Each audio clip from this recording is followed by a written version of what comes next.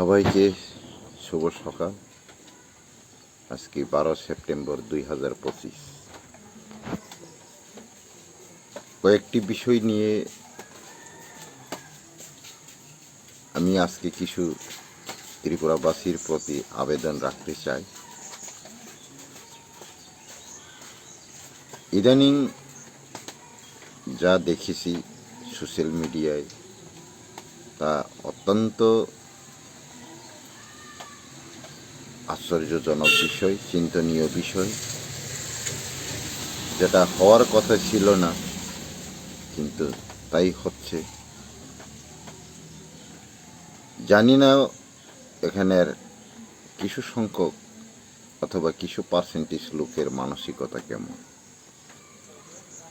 সেই বিষয়ে আমি আমার যতটুকু অভিজ্ঞতা আছে আমি সেই বিষয়টা শেয়ার করতে যাচ্ছি। বিষয়টা হচ্ছে, গত 19 মে ভারত সরকার ভারতের রক্ষার্থে, ভারতবাসীর রক্ষার্থে সংবিধানকে মান্যতা দিয়ে যে একটা নোটিফিকেশন জারি করেছে, ভারতের সংবিধানের 6 ধারা নাগরিকত্ব আইন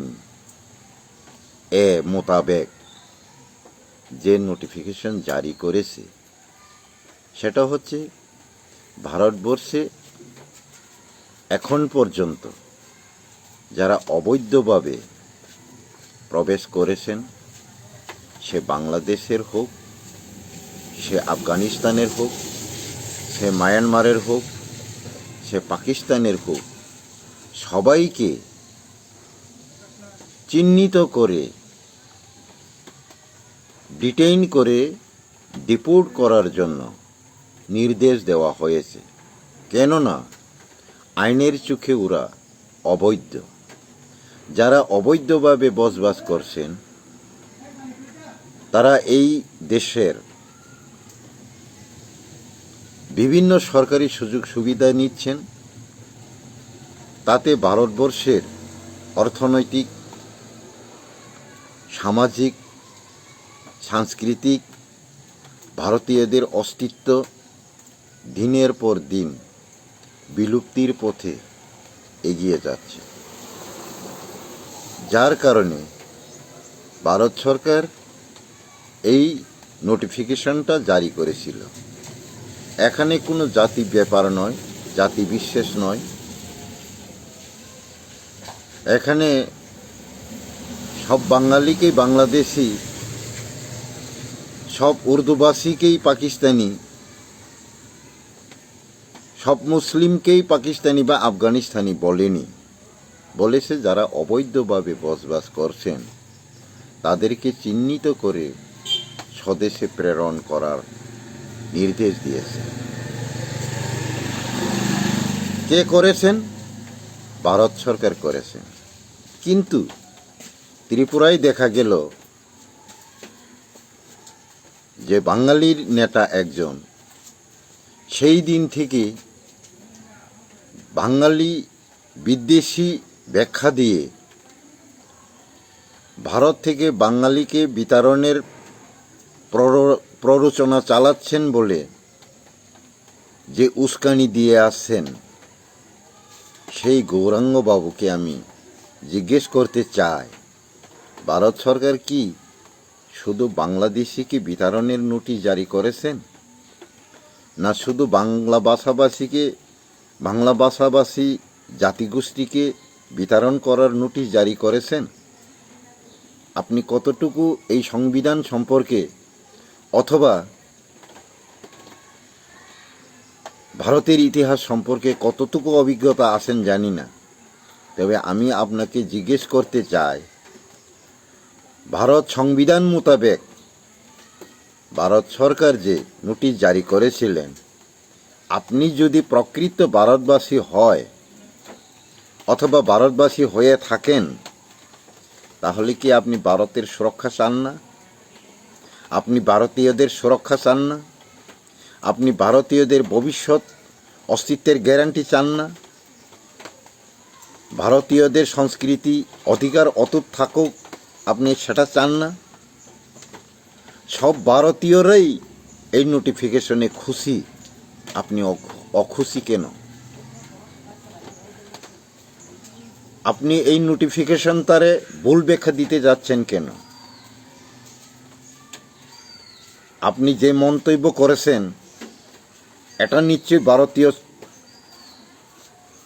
ব্যক্তির লক্ষণ হতে পারে না, এটা একজন ভারতীয়ের চরিত্র হতে পারে না। আপনি যে কমেন্ট করছেন, আপনি যে মন্তব্য করছেন, আপনি যা উস্কানি দিচ্ছেন, সেই মোতাবেক আপনি একজন ভারতীয় হতেই পারে না। কারণ ভারতীয়রা এই নোটিফিকেশনে সবাই খুশি, কেননা ভারত সরকার ভারতবর্ষকে রক্ষা করার স্বার্থেই, ভারতীয়দের অস্তিত্বের রক্ষার্থেই এই নোটিফিকেশনটা জারি করেছেন। আপনি যদি ভারতীয় হয়ে থাকেন তাহলে সেই নোটিফিকেশনকে সমর্থন করে আপনি সহযোগিতা করার কথা, সহযোগিতার হাত বাড়িয়ে দেওয়ার কথা। কেউ যদি ভুল ব্যাখ্যা দিয়ে থাকেন অথবা ভুল মন্তব্য করে থাকেন, তার জবাব দেওয়ার কথা। আপনি তার জায়গায় করছেন কি? বাঙালিদের বিতরণ, ভারতবর্ষ নাকি ভারত থেকে বাঙালিদের বিতরণের পদক্ষেপ নিচ্ছেন। আমি তো কোথাও দেখিনি, আপনি কোথায় দেখেছেন? সব বাঙালিকে বাংলাদেশি বলছেন, ঘোষণা করছেন, এমন তো আমি দেখিনি। আপনি কোথায় পেয়েছেন? তার মধ্যে সবচেয়ে বিপজ্জনক উস্কানি হচ্ছে ভারত সরকার ভারতবর্ষকে রক্ষার জন্য, ভারতীয়দের রক্ষার জন্য সংবিধানের মান্যতা দিয়ে যে নোটিফিকেশন জারি করেছেন, তার জবাব না দিয়ে ত্রিপুরাবাসীদের উপরে ডাইরেক্ট হস্তক্ষেপ করছেন। ত্রিপুরী জাতিরা নাকি অবৈধ অনুপ্রবেশকারী, বহিরাগত অনুপ্রবেশকারী, বেআইনি অনুপ্রবেশকারী। আমরা নাকি উদ্বাস্তু, ত্রিপুরীরা নাকি এই রাজ্যের উদ্বাস্তু। আপনি কতটুকু ইতিহাস জানেন? আপনি ইতিহাস খুলে দেখেন। সম্রাট ত্রিপুর যেদিন ত্রিপুরায় রাজত্ব করেছিলেন, খ্রিস্টপূর্ব কত হাজার বছর পরে অথবা কয়শো বছর আগে শাসন করেছিলেন। এই রাজ্য যদি বাঙালিদের হয়ে থাকেন তাহলে সম্রাট ত্রিপুর কি এখানে রাজত্ব করতে পারতেন? ত্রিপুরার নাম কি ত্রিপুরা হতেন? কোন যুক্তিতে আপনি বললেন ত্রিপুরী জাতিরা এখানের উদ্বাস্তু গোষ্ঠী, বহিরাগত? ত্রিপুরীরা ত্রিপুরার আদিবাসী নন? সম্রাট ত্রিপুরের পুত্র ত্রিলোচন মহারাজ যুধিষ্ঠিরের রাজস্বীয় যজ্ঞে নিমন্ত্রিত পেয়ে সেই সম্রাট যুধিষ্ঠিরের রাজস্বীয় যজ্ঞের প্রদান করা রাজসিংহাসন ত্রিপুরার রাজধানীতে বর্তমান এখনও বিরাজমান। আপনি ইতিহাসের পাতা খুলে দেখেন, খ্রিস্টপূর্ব কত বছর আগের কথা। আপনারা বলছেন আমরা নাকি 100 বছর আগে, 70 বছর আগে, 150 বছর আগের অনুপ্রবেশকারী। এর মধ্যে আরেকজন বলেছেন চন্দনবাবু, আমরা নাকি ত্রিপুরায় 100 বছরও হয়নি, 100 বছর আগে এসে কারোর রাজ্যকে দখল করে রাজত্ব করেছেন। আপনি কোন ইতিহাসে পেয়েছেন সেই কথা? একবার ভেবে দেখুন, আপনি কোথায় পেয়েছেন এই লেখা? 1500 খ্রিস্টাব্দে দৈন্যমাণিক্য যখন উদয়পুরের মা ত্রিপুরেশ্বরী মন্দির স্থাপন করেছিলেন, তখন কি ত্রিপুরার রাজত্ব বাঙালিরা করতেন? সেটা কি গৌরাঙ্গবাবু স্থাপন করেছিলেন, প্রতিষ্ঠা করেছিলেন? সেই কসবা কালী মন্দির, সেই 14 দেবতার মন্দির, এটা কি গৌরাঙ্গবাবুরা, চন্দনবাবুরা প্রতিষ্ঠা করেছিলেন? সেই দিন থেকে কিছু সংখ্যক বাঙালি, আমি সবাইকে বলি না, সব বাঙালি বাংলাদেশে হতে পারে না। ত্রিপুরাবাসী বাঙালিও আছেন, মুসলিমও আছেন, ত্রিপুরী জাতিরাও আছেন, অন্যান্য জাতিগোষ্ঠীরাও আছেন। যারা প্রকৃতপক্ষে ত্রিপুরী, তাদের মুখে এই রকম মন্তব্য আমি তো কোনোদিন শুনিনি। যদি আপনি প্রকৃতপক্ষে ত্রিপুরাবাসী হয়ে থাকেন, আপনার মুখেও এই মন্তব্য শোনার কথা ছিল না। আপনি নিজেকে নিজেই প্রমাণ করছেন আপনি নিজে একজন বাংলাদেশি। আর যদি না হয় তাহলে আপনি বিদেশি মদতদাতা,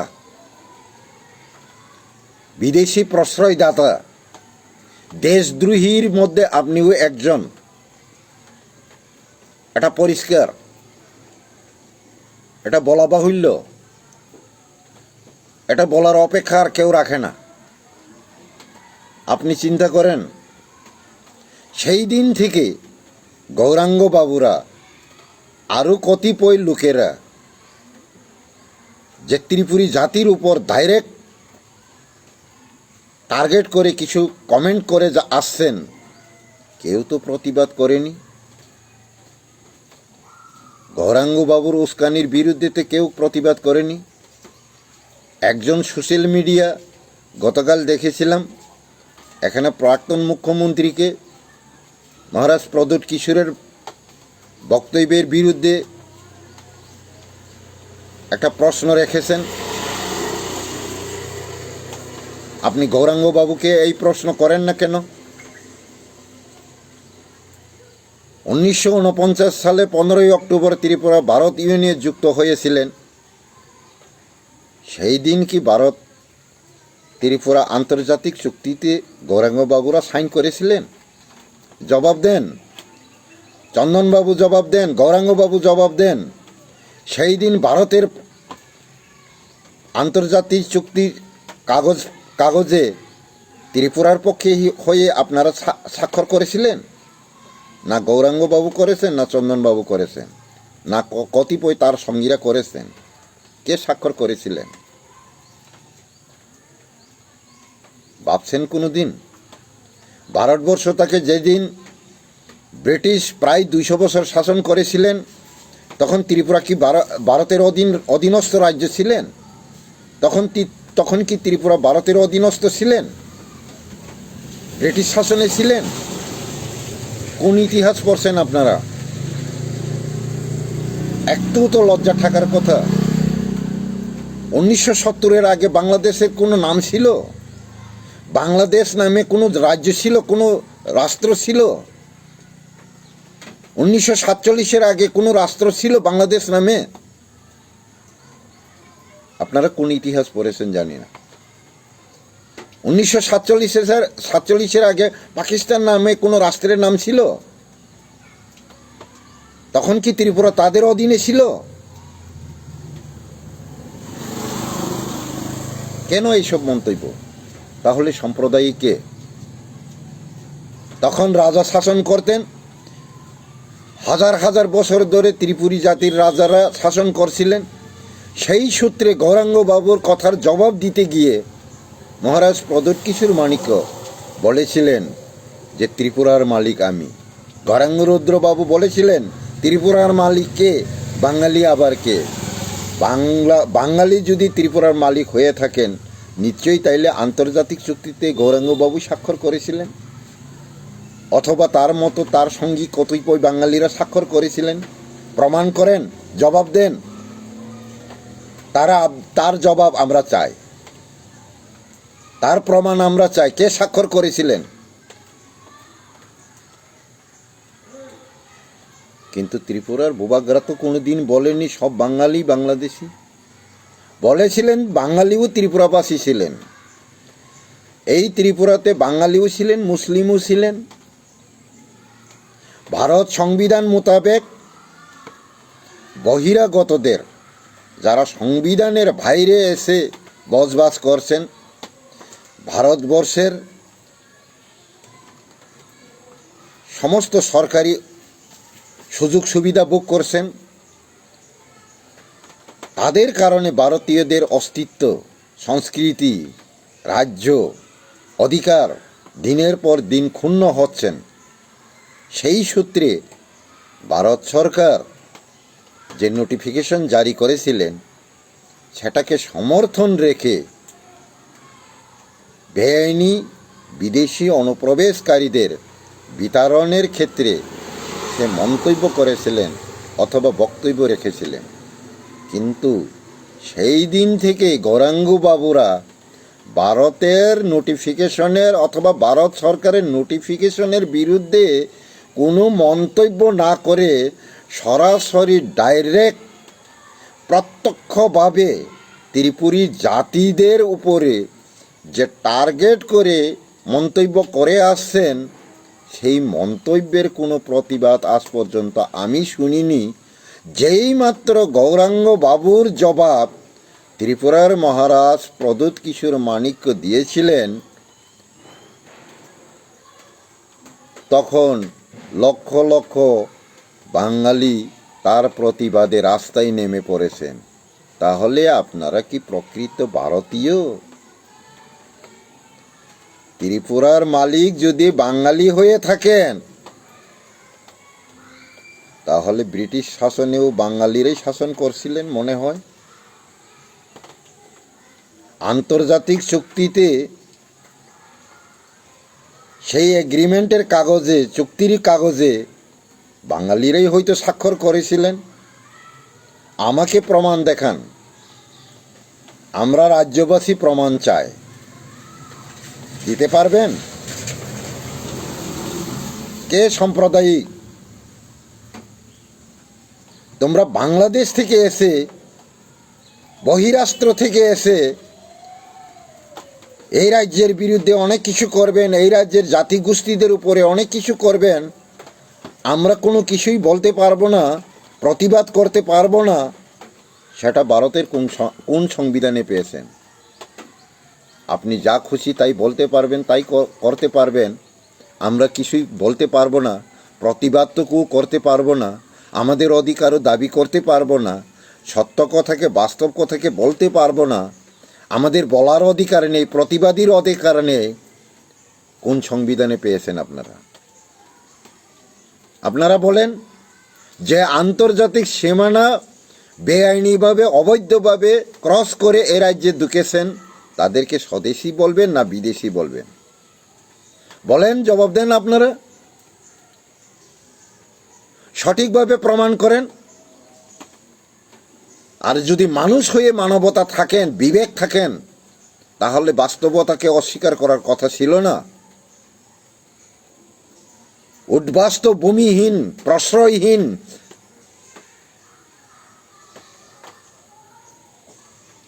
তাদেরকে জায়গা দেওয়াই হয়তো মহারাজের ভুল হয়েছেন কোনো এক সময়। বলে গেছেন সেই 1956-এ পূর্ব পাকিস্তানে হিন্দু মুসলিম দাঙ্গার পরে এই রাজ্যে 4,55,000 উদ্বাস্ত হয়ে এসেছিলেন। আখাউড়া রুতে 21 দিন অনশন করে এই রাজ্যের আদিবাসীরা সহযোগিতা করে তাদেরকে বাসস্থান দিয়েছিলেন। দুর্গাবাড়ির সামনে সেই 21 দিন অনশনের কথা ভুলে গেছেন? সেই 71-এর যুদ্ধে 15 লক্ষের অধিক উদ্বাস্ত হয়ে ত্রিপুরায় প্রবেশ করে 276টা ক্যাম্পে বসবাস করেছিলেন। ডিটেনশন ক্যাম্পের বাহিরে যেখানে সেখানে তাঁবু টাঙিয়ে বসবাস করছিলেন, সেই কথা ভুলে গেছেন? খাদ্যের অভাবে ঘরে ঘরে ভিক্ষা করেছিলেন, সেই কথা ভুলে গেছেন? কেন এসেছিলেন সেই দিন? আপনারা কি আবার ফিরে গেছেন? আপনারা কি ফিরে গেছেন? প্রতিটি ক্যাম্পে মাইক বাজাতেন, এক সাগর রক্তের বিনিময়ে বাংলার স্বাধীনতা আনছে যারা, আমরা তোমাদের বলবো না, বাংলার স্বাধীনতা আনছে যারা। সেই রুনা লাইলার গান মাইকে বাজিয়েছিলেন, ভুলে গেছেন? 2.5 দিনের বৈরাগী বাতেরে অন্ন কয় না, সেই দিন এসে ত্রিপুরার মালিক হয়ে গেছেন। লজ্জা নেই? লজ্জা নেই কিছু? বলে গেছেন আপনাদের বাপ দাদাদের জন্ম কোথায়, আপনারা বিচার করে দেখুন। ত্রিপুরা নাকি বিদেশের এই ইংরেজদের শাসনে ছিল? কে বলেছেন সেটা? কোথায় পেয়েছেন আপনারা? ব্রিটিশ শাসনের সময় ত্রিপুরা ব্রিটিশ এই ইংরেজদের শাসনাধীনে ছিলেন? কোন ইতিহাসে পেয়েছেন? 1947 15ই আগস্ট ব্রিটিশের হাত থেকে ভারত স্বাধীনতা পাওয়ার পরে দুই স্বাধীন রাষ্ট্র আন্তর্জাতিক চুক্তি হয়ে ভারত ইউনিয়নে ত্রিপুরার মহারানী কাঞ্চনপ্রভা দেবী স্বাক্ষর করে আমরা ভারত ইউনিয়নে যোগদান করেছি। সেই কথা ভুলে গেছেন? সেই কথা কি আপনাদের নলেজে নেই? যদি না থাকেন শিখে নিন, ইতিহাস পাতা খুলে নিন, জেনে নিন বিষয়টি কি। কে সাম্প্রদায়িক উস্কানি দিচ্ছেন? আমার অধিকারের কথা আমি বলতে পারবো না, আমার রাজ্যকে আমার বলতে পারবো না। তুমি বহিরাস্ত্র থেকে এসে ত্রিপুরার মালিক সেজে এখানের ভূমিপুত্রদের বহিরাগত বলছেন, বেআইনি অনুপ্রবেশকারী বলছেন, উদ্বাস্তু বলছেন। আমরা তার প্রতিবাদ করতে পারবো না, তার অধিকার চাইতে পারবো না। কিছু বললেই আমরা সাম্প্রদায়িক। সেই 19 মের পর দিন থেকে আপনারা যে ত্রিপুরী জাতির উপরে, ত্রিপুরী জাতি তো নোটিশ করেনি বাংলাদেশিদের বিতরণের, সব বাঙালিকে বাংলাদেশি বলার নোটিশ করেনি। আপনারা যদি প্রতিবাদ করে থাকেন ভারতের নোটিফিকেশনের উপরে করেন, কেন ত্রিপুরী জাতির উপর আপনারা ডাইরেক্ট বা প্রত্যক্ষ আপনারা প্রতিবাদ, বিভিন্ন কমেন্টস, অযৌক্তিক অসাংবিধানিক কমেন্টস কেন করছেন? কেন সমস্ত বাঙালিদের উস্কাইয়ে দিচ্ছেন?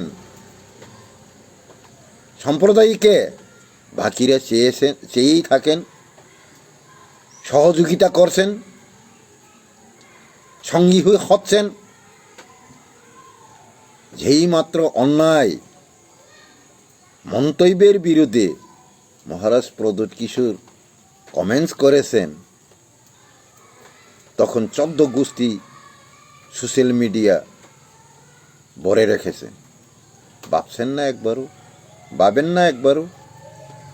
কোন কথার প্রসঙ্গে, কার কথার প্রসঙ্গে, কোন বিষয়ের প্রসঙ্গে মহারাজ প্রিয়দত্ত কিশোর সেই মন্তব্য করেছেন? মহারাজ প্রদ্যোৎ কিশোর যা বলেছেন ঠিক বলেছেন, তার প্রমাণ আছে। ত্রিপুরার মালিক বলেই উনি ভারত ইউনিয়নের সাথে যেই দিন আন্তর্জাতিক চুক্তি করে ভারত ইউনিয়নে যোগ দিয়েছিলেন, সেই চুক্তিপত্রে সই করেছেন। আর আপনি যদি, অথবা আপনারা যদি ত্রিপুরার মালিক হয়ে থাকেন, সেই ভারতবর্ষে ভারত ইউনিয়নে সংযুক্তির যেই কাগজে চুক্তিপত্রে স্বাক্ষর করেছেন বাঙালি জাতিগোষ্ঠীরা, তার প্রমাণ দেখান। আমরা প্রমাণ চাই, আমরা প্রমাণ চাই। কাকে আপনারা সাম্প্রদায়িক বলছেন? নিজে সাম্প্রদায়িক। সংগ্রাম দেববর্মাকে অফিসের ভিতরে গুলি করে হত্যা করা হয়েছে, বিচার পেয়েছি আমরা। এটা কোন মহাপুরুষ করেছে? আমরা যদি কিছু অন্যায়ের প্রতিবাদ করি তখন আমরা সাম্প্রদায়িক, উগ্রপন্থী, বাঙালি বিদ্বেষী। আপনারা অফিসের ভিতরে গুলি করে হত্যা করেন, গাড়ি থেকে নামিয়ে কুপিয়ে নিখোঁজ করে দেন, আপনারা মহাপুরুষ। লজ্জা করেন না?